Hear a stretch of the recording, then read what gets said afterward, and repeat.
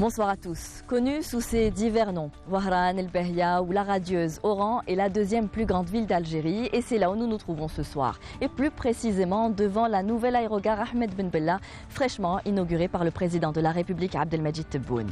Lancé fin 2012, le chantier connaîtra de nombreuses péripéties. Mais à la relance des travaux, le défi était de le mettre en service pour accueillir les participants à la 19e édition des Jeux méditerranéens qu'accueille la ville d'Oran.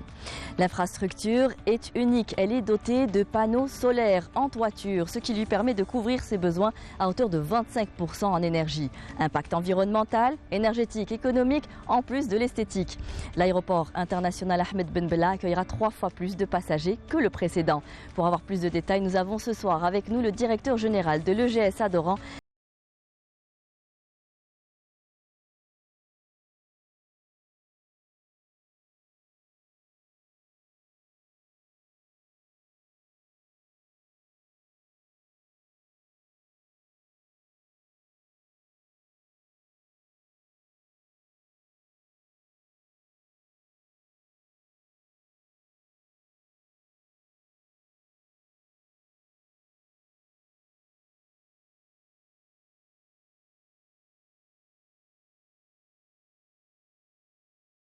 Vous êtes le directeur général de l'EGSA Ouest. Merci de nous accueillir ce soir ici. Soyez les bienvenus. Merci. Alors nous nous trouvons devant ce bel édifice inauguré, comme je le disais, très récemment. L'aéroport international d'Oran, Ahmed Ben Bella. Oran a un aéroport international digne de son statut aujourd'hui, elle qui accueille les 19e éditions des Jeux Med. Le pari est réussi. Vous avez pu le mettre en service à temps finalement. Oui, ça n'a pas été très facile, mais la volonté de tout Algérien de vouloir réussir ce projet, surtout en si peu de temps. C'est vrai qu'il y a eu un petit retard sur les réalisations dû à des problèmes techniques, mais à partir de septembre, les travaux ont repris et le plus gros a été fait. Alhamdoulilah, nous sommes aujourd'hui très contents de cet ouvrage. C'est une acquisition importante pour toute la ville d'Oran aujourd'hui, puisqu'elle aura également des retombées économiques derrière. Oui, pour toute la ville et je dirais pour toute la région de l'Ouest, parce que c'est un aéroport international. C'est le deuxième aéroport après l'aéroport d'Alger, Ouarid Boumediene. Donc c'est un aéroport important et l'avenir est ici aujourd'hui. Alors on le sait, aujourd'hui la demande augmente, il faut augmenter aussi l'offre, le nombre de passagers triple pratiquement puisqu'il passe de 1 million à 3 millions et demi avec une possibilité de l'étendre plus tard à 6 millions. On va vers une horizon d'une vingtaine d'années, vers l'horizon d'une vingtaine d'années, c'est bien cela? Oui, nous avons atteint parce que les objectifs qui étaient tracés au début pour 2022, c'était pas 3 millions et demi. Mais à tout malheur est bon. Nous avons réussi. Les problèmes nous ont apporté des solutions qui ont donné plus les points faibles ont été transformés en points forts. Voilà, c'est ça. C'est-à-dire qu'on est passé de 2 millions de passagers à 3,5 millions de passagers an. Donc c'est un objectif de 2047. Mais qui est atteint aujourd'hui en 2022. Donc c'est du positif. C'est une très bonne acquisition pour toute la région et pour tout le pays. L'Algérie souhaite ainsi, avec le nouvel aéroport international Ahmed Ben Bella, être à la pointe des nouvelles technologies de production, notamment d'énergie renouvelable. C'est sa particularité. Il est assez unique puisqu'il a des panneaux photovoltaïques en toiture, ce qu'on ne trouve pas forcément dans les aéroports dotés de ce genre de technologie. C'est rare de trouver d'un aéroport avec une toiture photovoltaïque. Il s'inscrit dans une politique verte, c'est-à-dire non seulement il a 13 000 m² de toiture en photovoltaïque solaire, et en plus de ça, il y a d'autres procédés tels que la récupération des eaux pluviales pour l'irrigation et pas mal de... Il y a combien de panneaux photovoltaïques ? Il y a en table sur des 4 000... J'avais un chiffre de 5 000, entre 4 et 5 000 panneaux photovoltaïques. Et puis la prouesse de cet édifice, c'est qu'il est 100% fait algérien, avec une entreprise publique algérienne. Même pour les panneaux solaires, c'est une une start-up avec le CDER. C'est quand même une prouesse à l'actif de nos experts algériens. On fait confiance à nos Algériens.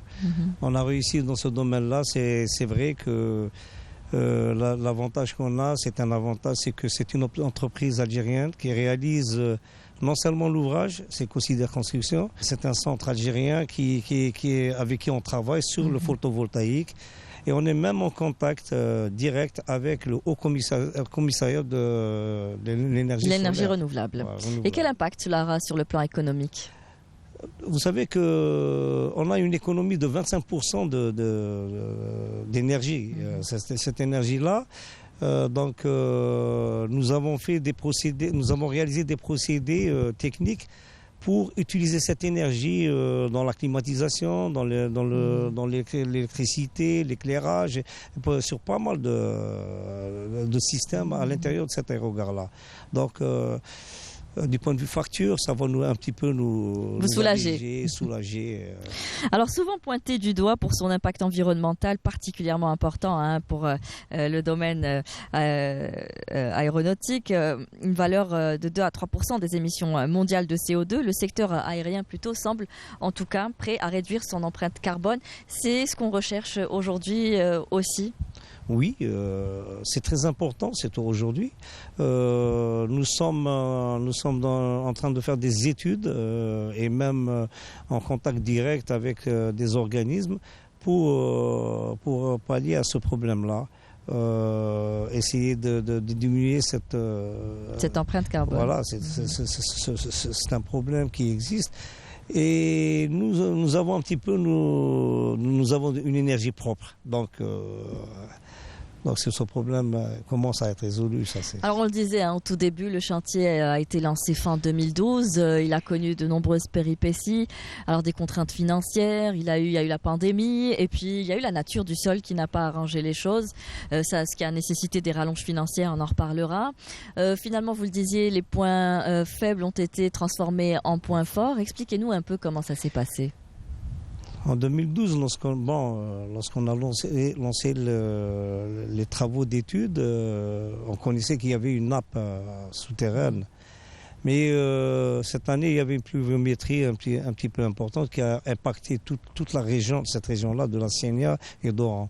Nous sommes à 300 mètres de la grande Sepra qui va de Ain Temouchen jusqu'à Oran. Donc, nous avons été aux premières réalisations, les travaux du terrain. Il y a eu une remontée d'eau et qui nous a poussé à aller à arrêter les travaux, de faire des études pour fortifier un petit peu tout ça, sécuriser tout ce sol. Ça nous a donné ce que j'ai dit à toute malheureusement, parce qu'avant, dans les études, il y avait un sous-sol au niveau de cet aérogare de 2000 mètres carrés. Donc l'étude et l'exigence du CTC qui nous a mené à aller vers 13 000 mètres carrés et à utiliser ce sous-sol-là, à l'exploiter dans ce contexte-là. Alors, il y a eu donc une enveloppe financière additive pour pouvoir permettre la finalisation de ce chantier. Le chantier aura coûté combien au total ? Parce que le chantier, je tiens à signaler avant tout que le projet n'est pas que l'aérogare. Le projet est décomposé en 3 lots. Oui. Le premier lot, c'est la réalisation de la nouvelle aérogare internationale. Le deuxième lot, c'est le réaménagement et la réalisation du nouveau fret qu'on a réalisé et qui est finalisé, qui est exploité par Air Algérie. C'est un fret qui est aux normes internationales. D'une surface de quelle surface ? C'est des surfaces de 4000 mètres carrés. Donc c'est un traitement de fret, d'un tonnage de fret très important et qui est aujourd'hui certifié ACC3. C'est-à-dire qu'aujourd'hui, on peut n'importe quelle importation ou exportation vers les pays, les pays occidentaux, ou, par exemple aux États-Unis, on peut le faire facilement. Et le troisième lot, c'est le réaménagement de l'ancien aérogare international en aérogare national. Oui, on en reviendra plus en détail sur ce point-là, mais on va parler de la modernisation de cette infrastructure, parce qu'aujourd'hui on peut dire qu'elle est moderne, ça nécessitait aussi de nouvelles technologies, des formations, il y a de nouveaux équipements. Pouvez-vous nous en parler aussi? Oui, vous savez, à Oran, c'était le déplacement par bus. Hein. La première des choses, c'est aujourd'hui on a des avions qui vont accoster à l'aérogare.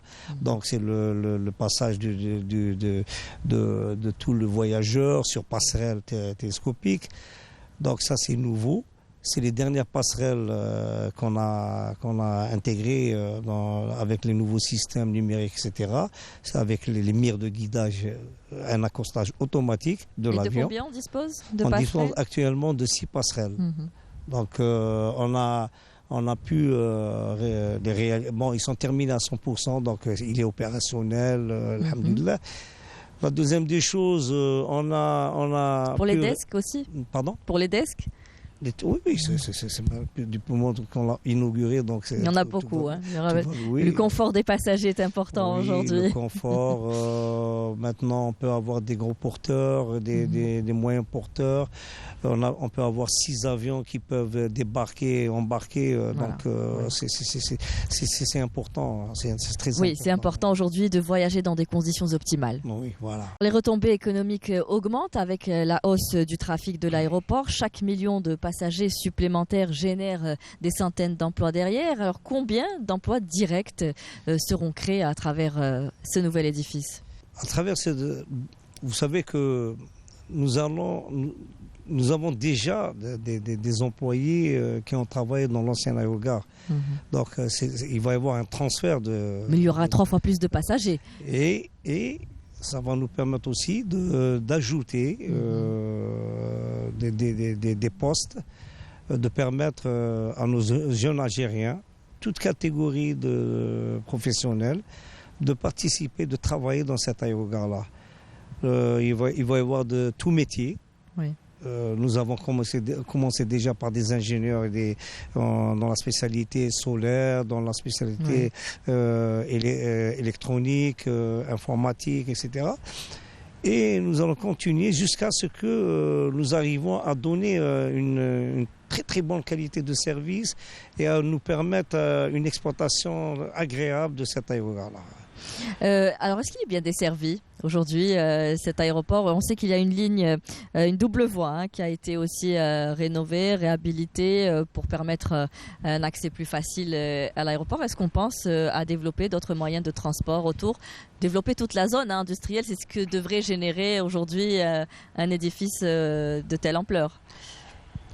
Cet aéroport, du point de vue communication avec la ville, vous avez la nouvelle pénétrante qu'on a réalisée, l'ancien pénétrante qui va être réhabilité et modernisé un petit peu, mais vous avez le tramway.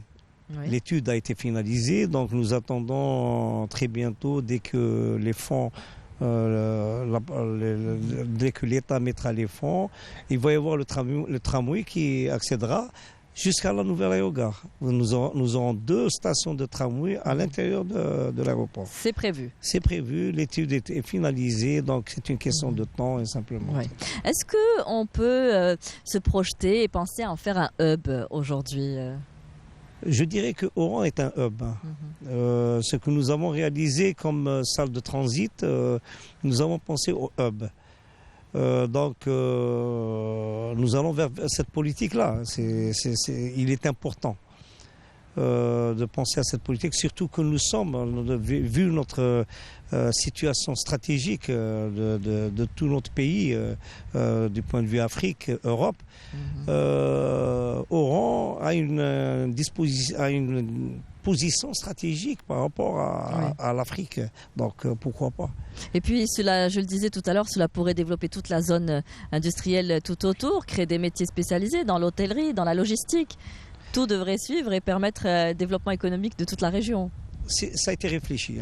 Tout ça, c'est que Nous avons commencé par l'aérogare, nous avons commencé par moderniser toutes ces installations et nous pensons à aller vers d'autres projets d'accueil. Nous avons du terrain, donc nous pour mettrons exploiter. pour l'exploiter tout ça et permettre à cette... vous savez, nous avons l'aéroport d'Oran bénéficie d'une petite forêt très agréable que nous sommes en train de maintenir, de réaménager pour permettre même aux voyageurs ou bien aux accompagnants de bénéficier de cette... Ça reste dans l'esprit vert que porte cet aéroport à travers ces panneaux photovoltaïques. Oui. Alors vous le disiez tout à l'heure, dès l'entrée en service de cette infrastructure, l'actuelle aérogare bénéficiera ou l'ancienne, la précédente aérogare, bénéficiera d'une opération de réhabilitation. Elle sera réservée aux vols domestiques. Oui, elle sera réservée aux vols domestiques. Et nous allons procéder à la fin de l'année 2022 à la fermeture de cette ancienne aérogare et à procéder aux travaux, à commencer les travaux de réaménagement pour nous permettre d'avoir une aérogare nationale. Oui. Alors, on n'a pas parlé des parkings, bien sûr.